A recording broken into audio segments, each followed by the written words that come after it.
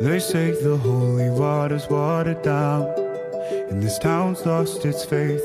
Our colors will fade eventually, so if our time is running out, day after day we'll make the mundane. Vážení snoubenci, životní osud způsobil, že se vaše cesty střetly. Že to bylo střetnutí šťastné, dokazuje vaše rozhodnutí spojit své cesty v jednu cestu manželskou a jít dále s tím, kdo vás má rád. Připomeňte si proto vždy, když se dostanete do úzkých, klikatých a nevyzpytatelných zákoutí života, co jste jeden pro druhého podstoupili, jak jste se na sebe těšili a prožívali spolu každou společnou chvilku. Láska tvoří nejdůležitější pilíř vašeho vztahu a proto ji hýčkejte a rozvíjejte. Budujte ji tak, abyste spolu všechny těžkosti života překonali v úctě jeden k druhému a pokud možno s humorem a lehkostí. Hledejte v těchto zkouškách vždy to, co vás navzájem jen posílí. Jste si od dnešního dne vším, co ten druhý potřebuje. Mostem přes širokou řeku, deštníkem před nepřízní počasí, plamínkem svíčky v přítmí noci. Skutečnost, že svůj osud chcete spečetit sňatkem, je štěstím a zároveň výzvou. Štěstím protože ne každému je dopřáno najít si svého vyvoleného a ne každému je dopřáno splnit si svůj životní sen a potkat v blízkou duši drahocenného průvodce životem. Výzvou protože budete-li spolu šťastní, záleží v prvé řadě na vás obou, na vaší dobré vůli, vašich ohledech, toleranci a vaší ochotě soužití.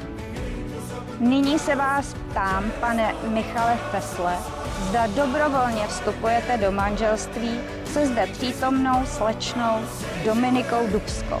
Ano. Ptám se vás, slečno Dominiko Dubská, zda dobrovolně vstupujete do manželství se zde přítomným panem Michalem Feslem. Ano. Děkuji. Protože jste splnili všechny podmínky, které vyžaduje právní řád České republiky pro vznik manželství, prohlašuji vaše manželství za právoplatně uzavřené.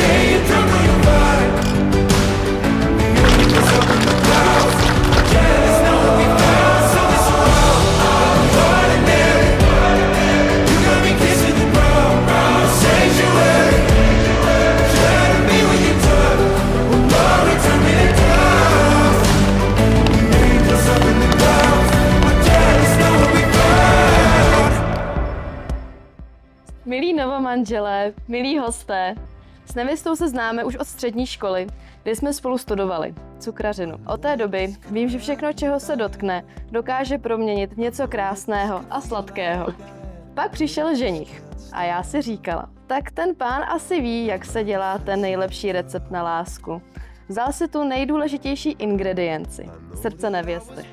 A přidal k ní trpělivost, humor a porozumění. Přeji vám, ať je váš společný život vždycky dokonalý, vyvážený, dost sladký, aby vás hřál. A s tou správnou špetkou soli, aby nikdy nechyběla jiskra. A když se někdy něco připálí, obavíme, že se to dá napravit a občas to chutná ještě líp. Na vás, na lásku, ať je váš příběh tak krásný, že by z něj šel udělat dort, který si všichni budou chtít dát ještě jednou.